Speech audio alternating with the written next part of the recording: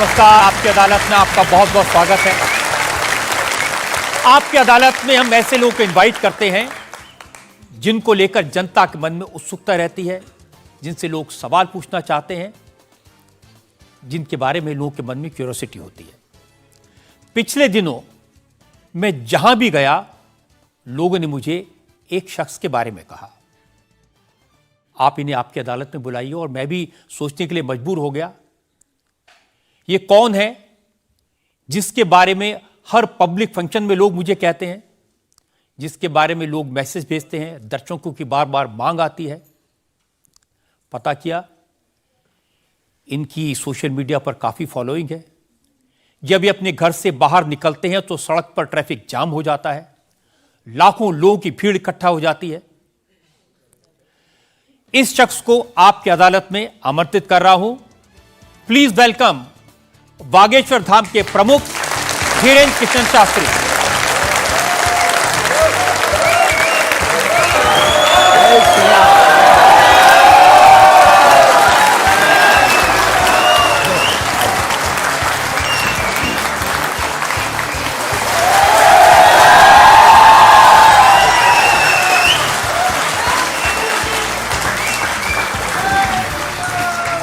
और धीरेन्द्र कृष्ण शास्त्री पर मुकदमे में आज हमारे जज हैं वरिष्ठ पत्रकार विनोद अग्निहोत्री।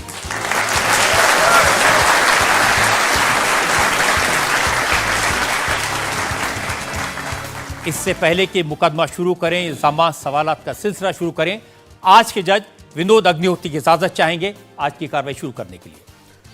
इजाजत है मुकदमा शुरू करने की। और इससे पहले कि पहला इल्जाम लगे शास्त्री जी पर, एक नजर डालते हैं शास्त्री जी के लाइफ पर। आजकल पूरे देश में बागेश्वर धाम के प्रमुख धीरेन्द्र कृष्ण शास्त्री की बहुत चर्चा है। कोई उन्हें चमत्कारी कहता है, कोई उन्हें अंतर्यामी कहता है, कुछ लोग उन्हें पाखंडी कहते हैं, लेकिन धीरेन्द्र कृष्ण शास्त्री खुद को पक्का सनातनी बताते हैं। अब हिंदू एक हो जाओ, सनातनी एक हो जाओ, यही हम चिल्ला रहे हैं कब से। शक्ति का प्रभाव दिखाना यही हमारा उद्देश्य है। धीरेन्द्र कृष्ण शास्त्री का दावा है कि उनके ऊपर बजरंगबली की विशेष कृपा है। वो भक्तों का दुख दर्द सिर्फ अपने इष्ट तक पहुंचाते हैं। चूंकि भक्तों पर कृपा बरस रही है, इसलिए धीरेन्द्र कृष्ण शास्त्री का प्रताप भी बढ़ रहा है। उनके भक्तों की संख्या अब लाखों में है। धीरेन्द्र कृष्ण शास्त्री सिर्फ 26 साल के हैं। साल 2 साल में ही बागेश्वर धाम के पीठाधीश्वर के रूप में वे विख्यात हो गए। अब बड़े बड़े मंत्री और अफसर भी उनके दरबार में हाजिरी लगाते हैं। धीरेन्द्र कृष्ण शास्त्री सबसे पहले नजरों में आए जब संस्कार टीवी पर उनकी भागवत कथा दिखाई जाने लगी। फिर वो चमत्कार भी दिखाने लगे। 21वीं सदी के इस कथावाचक के वीडियो आजकल हर मोबाइल में है। बाबा इंस्टाग्राम से लेकर फेसबुक तक हर जगह छा चुके हैं। जैसे जैसे धीरेन्द्र कृष्ण शास्त्री की लोकप्रियता बढ़ी तो विवाद भी सामने आ गए। धीरेन्द्र कृष्ण शास्त्री का दावा है कि वो कोई पैसा नहीं लेते। जो उनके दरबार में आना चाहता है उसे सिर्फ हनुमान जी के यहाँ नारियल बांधकर अर्जी लगानी पड़ती है। धीरेन्द्र कृष्ण शास्त्री एक अच्छे वक्ता हैं। अब उनका संकल्प है कि वो सनातन धर्म को घर घर पहुंचाएंगे और भारत को हिंदू राष्ट्र घोषित करवाएंगे। आपकी अदालत में धीरेन्द्र कृष्ण शास्त्री अपना मुकदमा खुद लड़ेंगे। तो आइए शुरू करते हैं आज का मुकदमा। आपकी अदालत में पहला इल्जाम धीरेन्द्र कृष्ण शास्त्री पर। आपकी अदालत में बागेश्वर धाम के प्रमुख धीरेन्द्र कृष्ण शास्त्री पर आरोप है कि ये पब्लिसिटी के लिए स्टंट करते हैं। शास्त्री जी, बहुत सारे लोगों ने मुझे कहा कि आपको आपकी अदालत में बुलाएं। सोशल मीडिया पर आपकी मैंने देखा बहुत लंबी चौड़ी फैन फॉलोइंग है, 40 लाख लोग आपको फॉलो करते हैं। बहुत सारे वीडियोस मुझे लोगों ने भेजे। आप सड़क पर निकलते हैं तो चारों तरफ भीड़ लग जाती है। तो एक वीडियो मैं जनता को दिखाना चाहता हूं जो आपके लोगों ने मुझे भेजा है।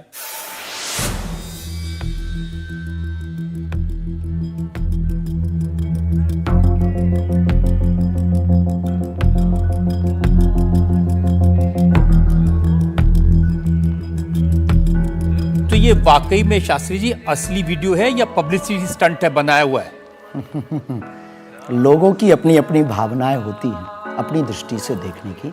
ये वास्तविकता एक जगह की नहीं है। जहाँ जहाँ बागेश्वर बालाजी का दरबार लगता, जहाँ जहाँ बागेश्वर बालाजी की कृपा से दास कथा करने जाता, ये तो कम है, कैमरे में कम आया है, और ज्यादा है।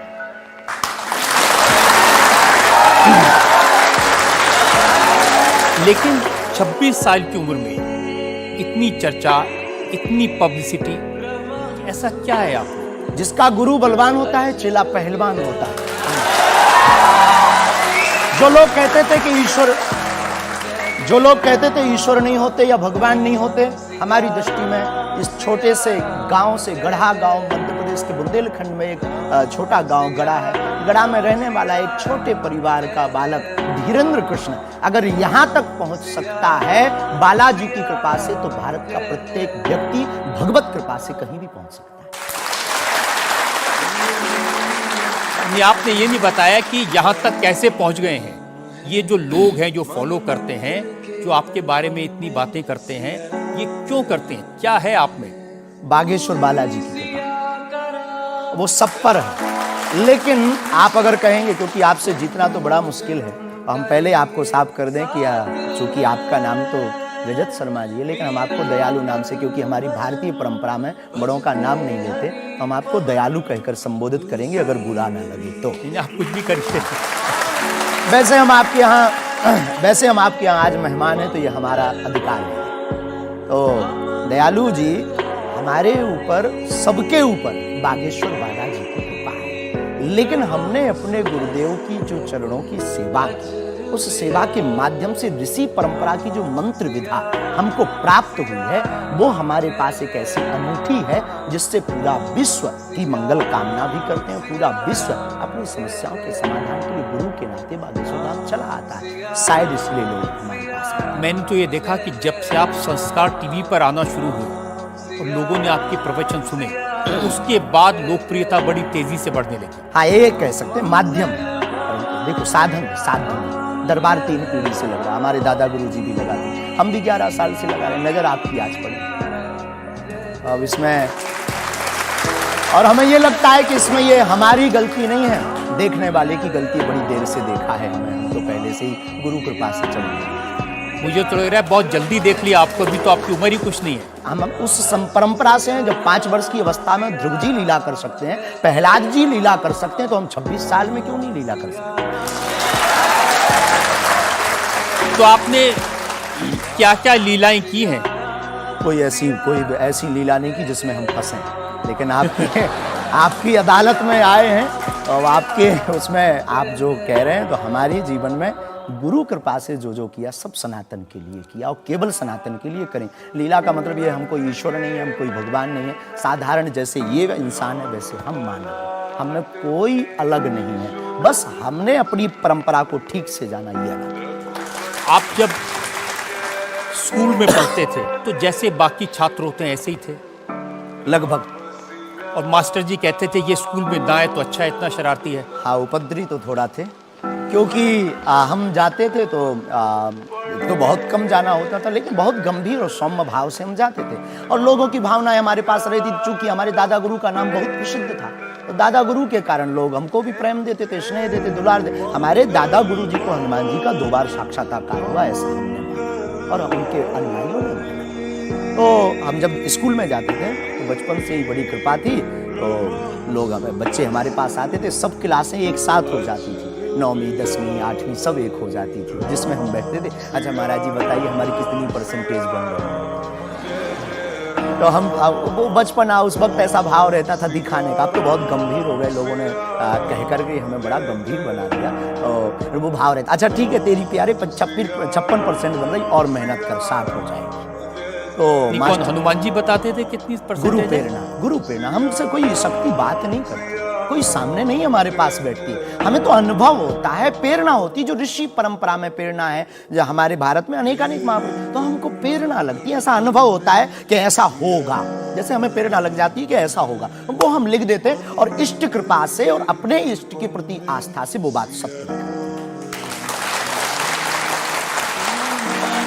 हमारा जीवन भी बड़ा अभाव से गुजरा।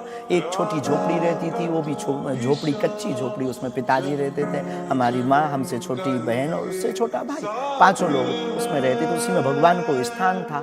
दादा गुरुजी निर्मोही अखाड़ा से साधु थे, तो उन्हें परिवार से ज्यादा मतलब नहीं था। बड़ा अभाव में गुजरा हमारा जीवन, बहुत विचित्र स्थितियों में गुजरा, लेकिन अभाव ने प्रभाव की महिमा बताई और आज प्रभाव ने हमें अभाव की महिमा बताई। तो आप कह रहे हैं कि जब छात्र थे तो साधारण छात्र थे, जैसे बाकी बच्चे होते हैं, वैसे आज घर परिवार वैसा था जैसे बाकी लोगों का होता है।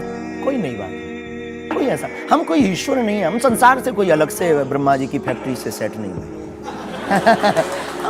हम जैसे दुनिया है वैसे हम हैं, बस गुरु परंपरा और हनुमान जी की कृपा क्या होती है, शायद हनुमान जी ने और गुरु ने हमको चुना ये ललकार कर बताने के लिए, हमें लगता है हमारा। इस देश में तो बहुत सारे लोग हैं जो हनुमान जी के भक्त हैं, करोड़ों लोग मंगलवार को शनिवार को मंदिरों में जाते हैं, व्रत रखते हैं, प्रसाद चढ़ाते हैं, तो हनुमान जी ने आपको क्यों पकड़ा? कुछ ज्यादा ही घनिष्ठता होगी हमारी, उनको ज्यादा मोहब्बत हम पर आई होगी, लेकिन इस करोड़ों लोगों में हनुमान जी के लाखों भक्त हैं, उन्होंने अपने लिए मांगा और हमने पूरी विश्व के लिए मांगा। इसीलिए हमें लगता है कि हम में और बाकियों में अंतर। देखिए आपने क्या मांगा, इसके कुछ वीडियोस मैंने देखे हैं। वाह। आप लोगों से कह रहे हैं कि आपके पास जितना चाहे दान दे दो, अपना मकान दे दो, फ्लैट दे दो, बंगला दे दो, घोड़ा दे दो, गाड़ी दे दो, सोना चांदी, बैंक, एफडी, मंगलसूत्र, अंगूठी, लुगाई लड़का छोड़ के सब मुझे दे दो। ये हमारा डिस्क्लेमर रहता है दरबार के पहले का। लोगों को जो भावनाएं रहती हैं कि गुरु परंपरा के लोग और साधु लोग दरबार इसलिए लगाते हैं, भगवान को इसलिए रखते हैं कि ये कमाई का जरिया बनाते हैं, और हमने अपने दरबार में बैनर लगा करके वो माइक पर ठोक करके बोलते हैं कि यहाँ किसी भी प्रकार का शुल्क, फीस, दक्षिणा नहीं लगता, पर अगर तुम शिष्य मानते हो अपने आप को और हम गुरु हैं, तो गुरु परंपरा के नाते अगर कुछ भी तुम दे दो, अगर आप भी इंडिया टीवी का ये हाउस हमारे नाम करें, हमें कोई दिक्कत, और लेते भी हैं। लेना बुरा नहीं है, उपयोगिता बुरी है, लेकर के उसका सदुपयोग करते या दुरुपयोग करते। हम लेते हैं, कोई अगर देता है तो स्वीकार करते गुरु के नाते। हम उस परंपरा से हैं जहां अंगूठा तक दान गुरु को दे दिया जाता है, हम भी लेते हैं। कितना कमा लेते हैं? हमारी तो कोई फिक्स कमाई नहीं है, क्योंकि हमारी कोई कंपनी या बिजनेस नहीं है। कोई चढ़ा जाता है, हमारे पास करोड़ों सनातनियों का प्यार, लाखों करोड़ों लोगों की दुआएं, हजारों संतों का आशीर्वाद, इतनी कोई हमारी हिसाब कमाई। किताब तो रखता होगा ना कि कितना पैसा आया, जितने सनातनी उतनी कमाई, हिसाब आप लगाओ।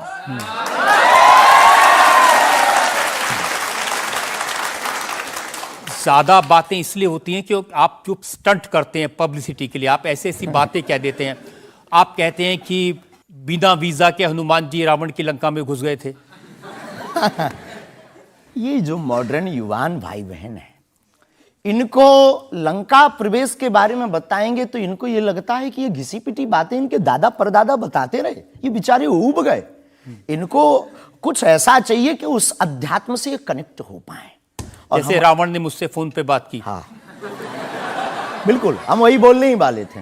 लगता है आज हमारी शक्ति आपके पास पहुंच गई।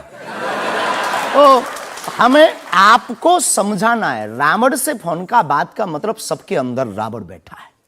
कोई ऐसा दुनिया में नहीं जो गलत कृत्य देख रहा, गलत कर रहा और सच जानते हुए चुप है, वो रावण की दृष्टि का आदमी।